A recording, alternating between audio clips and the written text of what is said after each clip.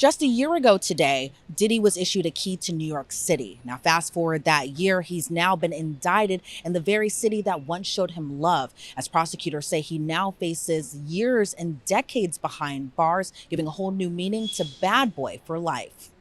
Diddy, whose real name is Sean Combs, was arrested yesterday at a swanky NYC hotel. But before a judge today, he pleaded not guilty to 3 federal charges: racketeering conspiracy, sex trafficking by force, fraud, coercion, transportation to engage in prostitution. He will be held without bail. Now, the energy around the courthouse today wasn't as heightened as maybe expected. Here, there were a few fans out here today, some in their cars yelling "Free Diddy," some understanding what the victims are feeling in this case and saying this criminal case was a long time coming. Some just surprised he wasn't even issued bail at all. I actually spoke with a girl visiting from Germany with her mother, and she was surprised Diddy appeared inside the courthouse that you see right behind me. Let's hear what she had to say. What are your thoughts on seeing just this massive amount of people outside of this courthouse while you're here just for vacation? I was surprised. I was like, what's happening? And then you approached me, and I knew it was about Diddy. And I knew from like German journals and television that this is happening, but it's surprising to see it like live. And and I think it's good that like sexual harassment and this is getting a lot of attention, because most of the time, even with like famous men, it's held down and nobody speaks about it. And I don't know if he maybe gets a career afterwards. I don't hope. But yeah, we will see. Now, through an attorney, the defense is reportedly confident in this case, as Sean Combs' attorney, Mark Agnifilo, said he'll fight like hell for his client. So this was the first step. We have a bail appeal scheduled for tomorrow at 3:30 in front of Judge Carter, the district judge assigned to this case. I think that we made the points that we've been wanting to make. I think he came out. Mr. Combs is a fighter. He's going to fight this to the end. He's innocent. He came to New York to establish his innocence. He's not afraid. He's not afraid of the charges. There's nothing that the government said in their presentation today that changes anyone's mind about anything. He's been looking forward to this day. He's been looking forward to clearing his name, and he's going to clear his name. And we're going to stand by his side as he does. We believe in him wholeheartedly. He didn't do these things. This was a 10-year relationship. There's no coercion. There's no crime. There's basically just, someone who brought a civil case and now is finding themselves as a witness in a criminal case. And we're going to fight this case with everything we have, as is he. And eventually he's going to be shown to be innocent. And so tomorrow we fight again. And we'll fight every day until we don't have to fight anymore. So here's what happened this afternoon. Diddy appeared in this federal courthouse that you see again right behind me. Now, according to sources inside that building, he appeared stone-faced and uncuffed while at the defense table. His arraignment began around 2:30 Eastern today with some supporters on his side, including his 3 adult sons, that's Justin, Quincy, and Christian. Prosecutors say Diddy is dangerous and used his power, authority, and intimidation to essentially get away with his crimes. Under the indictment, it says, the defendant abused, threatened, and coerced women and others to fulfill his sexual desires, protect his reputation, and conceal his conduct. Now, during court today, it's been reported the government wants him to be detained ahead of trial. The government argued Diddy set up freak-offs, forcing sex and masturbating during it. He also filmed some of those encounters. He stocked the room with narcotics so that female victims could continue for multiple days. Prosecutors say the defendant committed other physical assaults, kidnapping, and arson. He surrounded himself with and used firearms, including the 3 defaced AR-15s that were seized, 1 in LA, 2 in Miami, in his bedroom closet. Now, while the victim hasn't been named, you can't help but think it's Cassandra Ventura, better known as Cassie, as many of the claims in the indictment echo her November 2023 lawsuit. One argument made by prosecutors was the victim sought to leave a freak-off and he assaulted her. When hotel security was helping the victim leave the hotel, the defendant attempted to bribe the officer with a handful of cash. The guard refused to be bought. The defendant tried to get the video. Now, this echoes the video that was released by CNN just months ago, where Diddy is seen brutally assaulting his then girlfriend Cassie at an LA hotel around March of 2016. Now, the prosecution argued the video disappeared from the hotel's server. It's not a coincidence, prosecutors say. The cover-up continued for another 7 years. There was a civil suit, again, that alluding to Cassie's lawsuit in mid-November of 2023 that detailed this assault at the Intercontinental Hotel. The defendant denied it, calling it lies. This is what prosecutors are saying inside the courtroom today. Now, according to prosecutors, witnesses they interviewed have universally expressed fear. The defendant has contacted witnesses who received grand jury subpoenas. He contacted at least one victim as well. Now, while Diddy's attorney argue he's not a flight risk, prosecutors actually say the opposite. Now, they argued the defendant is a wealthy man. It allows him to flee quickly and without detection. His counsel has taken steps to minimize flight risks to set up the argument made today. But then his incentives were entirely different, and he flew to New York actually 2 weeks ago. Now, it was reported that about 2 weeks ago, Diddy was actually up in Harlem. It's unclear what he was doing there, but there were reports that he did make that visit around 2 weeks ago. And another shocking development, prosecutors say Diddy had what appeared to be narcotics found in his hotel room just last night. Now, pink powder that previously tested positive for ecstasy and other drugs, and prosecutors say this is a Heartland detention case. Now, the defense asked a judge for Diddy to be given a bail package, which would include posting a $50 million bail using the equity of his home. But prosecutors say the bail package is woefully inadequate. It only focuses on him being a flight risk. Now, federal prosecutors say that they have spoken to over 50 witnesses. They have sworn out warrants for cloud accounts. The search has yielded 90 cell phones and 30 other devices, including a surveillance system, and the freak-offs were corroborated. Now, meanwhile, the defense said they could tell the indictment was coming in the fall of last year. After federal agents raided Diddy's Miami and LA home in March, defense counsel took Diddy's passports, and anytime he traveled, they actually told prosecutors. That's what the defense says. Now, if you remember from our previous coverage here at Law&Crime, we had reported that Diddy was out kind of gallivanting over this summer, essentially. He was seen in South Florida riding his bike, going to the beach, hanging out with friends. He was seen in LA. He was seen white water rafting in Wyoming. Now, the defense says that prosecutors knew anytime that Diddy was traveling domestically, because essentially they wanted to build that trust with prosecutors to ensure that he wouldn't be a flight risk. But the defense argued the raids were frightening. Again, those raids happening in March of just this year.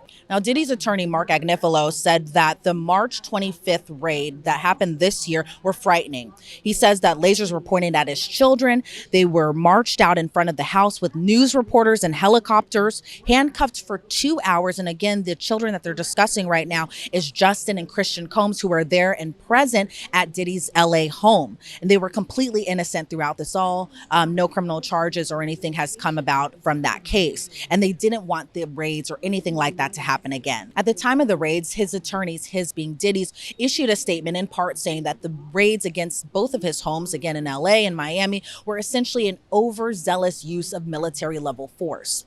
The defense went on to say Mr. Combs flew to New York to say, "You want me? I know you want me. Here he is." While worried that he did have an airplane, the defense says that they do have to sell it. There is a financial management company that deals with these types of issues, so they're trying to, again, sell Diddy's private jet to, again, assure that he's not a flight risk. Now, when it comes to the charges, Diddy's attorney argued there's one victim in count 2, the sex trafficking charge. Mr. Combs wrote a very large check to someone he was in a relationship with for 10 years. And then the defense argued that people got in line for checks. He had no idea. 12 victims. Again, this is all alluding to the sexual misconduct lawsuits that Diddy still faces. And the defense says, "I didn't know. I'm happy there's only one." He went on to argue that the case is manageable. Pretrial services says that he has a criminal record, but he was acquitted. He's ready to do that again. So what is Mr. Combs doing in New York City? He, being the defense attorney, says he's here for treatment and therapy. But again, prosecutors say just yesterday, narcotics were allegedly found in his hotel room. Back to the victim in this case, Diddy's attorney argued Mr. Combs is not a perfect person. They say the toxic relationship between the two, again, it's victim 1, but alluding to kind of the lawsuit that happened in November of 2023, you can't help but believe that victim 1 is Cassandra Ventura, better known as Cassie. Now, they say these toxic relationships were mutual. Now he's saying that Diddy is essentially trying to be better for the rest of his days. If there's one thing we've seen, we should stand with people who are trying to get the help that they need. Now, Agnifilo argued that the hotel footage found its way out. He says he wondered how that even happened. The defense didn't have it. The government had it. It got out on a day Donald Trump didn't have any court proceedings. Mr. Combs saw it and issued an apology, and he wanted to do that. Now, let's play that apology video for you real quick. It's so difficult to reflect on the darkest times in your life, but sometimes you got to do that. I was f***ed up. I hit rock bottom, but I make no excuses. My behavior on that video is inexcusable. I take full responsibility for my actions in that video. I'm disgusted. I was disgusted then when I did it. I'm disgusted now. I went and I sought out professional help. I had to go into therapy and go into rehab. Had to ask God for his mercy and grace.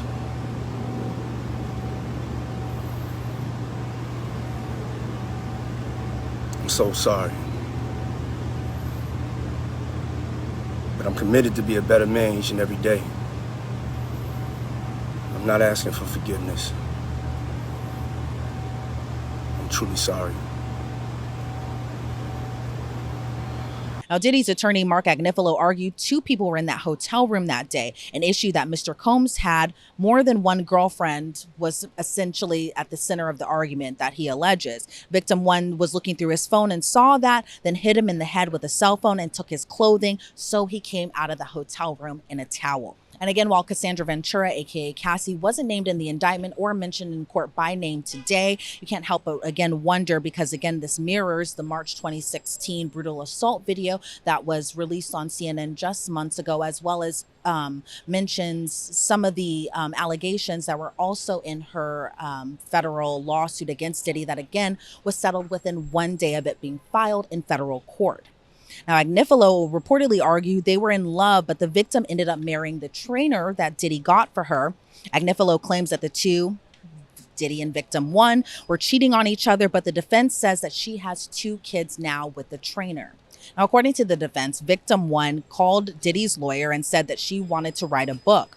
But if you want to buy the rights, you'll have the rights for $30 million. Now, that has also been alleged to have been the settlement payout from Cassie's lawsuit as well, too. Now, the defense says that we have a recorded conversation. It did not go well for her and her lawyer. Then November 2023 comes and she sued Diddy. Again, the lawsuit has been settled. The only one that has been settled since he has been facing that mountain of lawsuits since November of 2023. Agnifilo reportedly went on to say when he contacts witnesses, it's not to stop a criminal investigation. He said, why is it depicted as a one-sided thing? There's 30 million reasons, $1 a piece. She said, I'm going to write a book. You can buy the rights. When talking about the most recent lawsuit, which Diddy faced from former Danity Kane member Don Richard, Agnifilo said this Don Richard lawsuit and Miss Harper, that's alluding to Kalina Harper, who used to be Diddy's Dirty Money group, again with Don Richard. They were from the same band. The lawsuit says that he had a couple of inappropriate things. Miss Harper, again, that being Kalina Harper, said that was not her experience. This is not intimidation, and there was nothing wrong with that. He said, I'm not even sure Don Richard is a witness in this case. My client hasn't done a darn thing. We have interviewed at least 6 of these males. We asked it, did it seem non-consensual? Anyone too drunk or too high? They all said no. He argued, is it sex trafficking if everyone wants to be there? Agnifilo says, no, it's not. We don't want the federal government in our bedroom. Now, according to reports from inside, Mr. Combs says that he had nothing to do with guns and how they're kept inside his house. He needed security in the sections of LA and Miami where he lives. Did they do it wrong? Not for us to say. Not his gun. R. Kelly, ? That involved children. They cannot consent. So alluding again to the R. Kelly case, which was also brought in this very courthouse right behind me.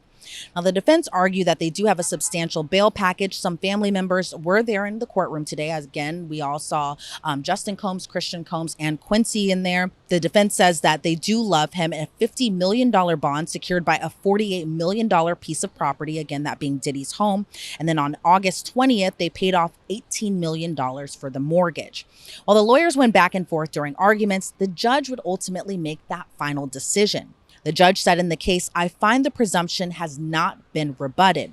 The judge said there has been significant violence and weapons around, also coercion of witnesses, even gentle coercion can be effective. The judge said the type of behavior we're talking about happens also behind closed doors. The judge said, "I thank your family members for coming, but Diddy will not be released."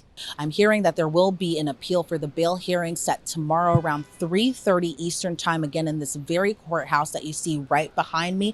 Of course, we'll continue to keep you updated on any developments in the case as soon as they come out. But for right now, reporting outside of the federal courthouse in downtown Manhattan, I'm Elizabeth Millner, reporting for Law and Crime.